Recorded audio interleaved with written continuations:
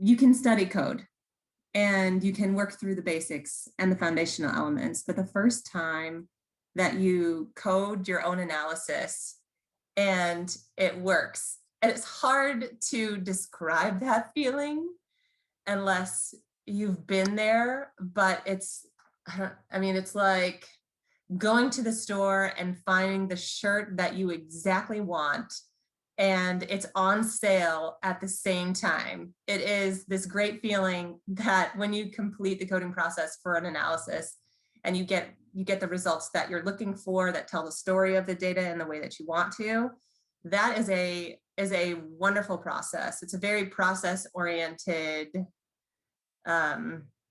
approach, feeling that I have that really created that interest level for me. I think it probably taps into some weird variable reward system that keeps us all coming back. I remember so many times, particularly in school. I think it happens a little bit less for me in the real world, when I would run something and it would work, probably because I was doing more like actual software engineering in school. And I'd be like, I was going in fully expecting it not to work, I and then it know. runs and I'm like, oh my goodness, like, I know. how? And like, if you really step back and think about it, you're like, okay, the goal was for it to work, right? Right. Like, you're striving to make it work. The opposite should happen. It should work more often than not. But it rarely happens. It's kind of like for me hitting a golf shot, right? Where I set up to it, and like, if you really think about it, like, you're trying to get it in the hole, like, the odds of it going closer to the hole are probably higher than you think. But when you do what you expect it to do, which is kind of sad, like, you're doing what you exactly were trying to do, it's unbelievably rewarding and fulfilling.